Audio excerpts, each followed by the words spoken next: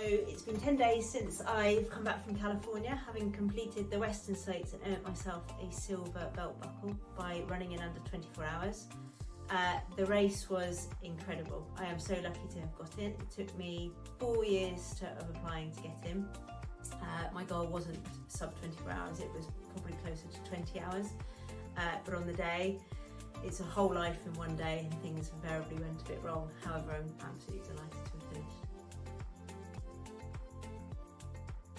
So training was probably a 10-week build-up. I had done Boston Marathon, so there was a bit of speed work in the legs already, but I needed to add in more hills to condition the quad. So Western States has 7,000 metres of down and 5,000 metres of up, so needed to work on both. So for the up, I usually jumped on a treadmill, 10k uphill, and just make sure that I was relatively comfortable at being uncomfortable. And then on the downs I would head out onto the roads and just go fast downhill to condition them.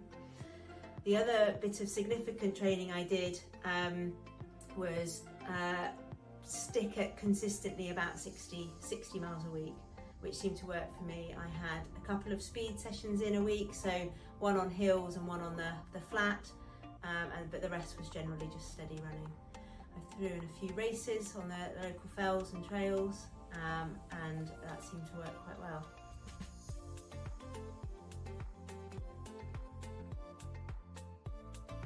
So going above and beyond, I did two things. I threw in a massive week about 4 weeks out where I did 120 miles with 12,000 metres of vertical gain, and then a race at the end of that, and it played off really well. I wasn't too tired in the race, although it did take a while for my legs to get going, and that was all in Wales. And then the other thing is about 3 weeks out from the race, I used the heat chamber down at the local College of St Mark and St John in Plymouth, and I ran for 8 days in the conditions that would be similar to the Western States, so my body was acclimated to the heat, and that was absolutely key to making sure I felt comfortable in the race.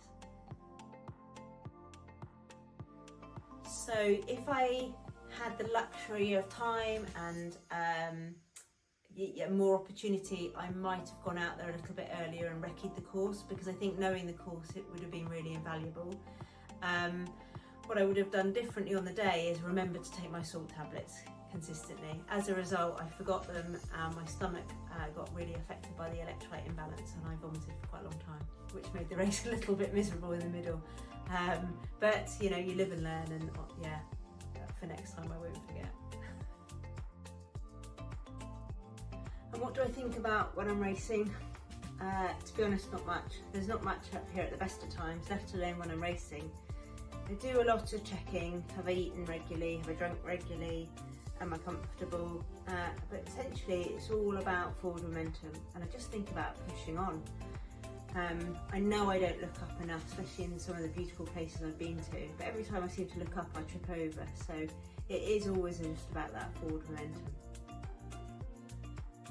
So the race is unique. You're allowed pacers from mile 62, so I had 3 pacers that separated the distance out, and they were super enthusiastic when I was really monosyllabic, so I felt a bit bad about that. You get to know someone for 5 minutes before you have to vomit in front of them. It's not ideal, but they were very gracious about it. The other unique thing is there is a river crossing, and it was, you know, up to here on me, so you hold the rope and you pull yourself across, and that's great. I mean, if it had been, I crossed it in the daytime, it would have been great. I crossed it at night, so it was a bit chilly, but it was a great experience. And the other unique thing about the race is there's only like 369 runners in it, and so it's very much a community, and I have never been to a race that's so vibrant. It was absolutely incredible. That's a tricky one. People often ask me what my intrinsic motivation is, what keeps me going whilst I'm racing. I'm not entirely sure, but I'm certainly a driven person, and it's very intrinsic. I don't struggle with keeping going unless I'm injured. I won't push through an injury. But I always remember someone telling me that in every race you'll have a bad moment. Everyone will, but it just won't be at the same time. So just do your checklist. Have you drunk enough? Have you eaten enough? Are you comfortable? And if all those questions are, yeah, I'm fine, then you're just having a bad moment and you'll ride it out.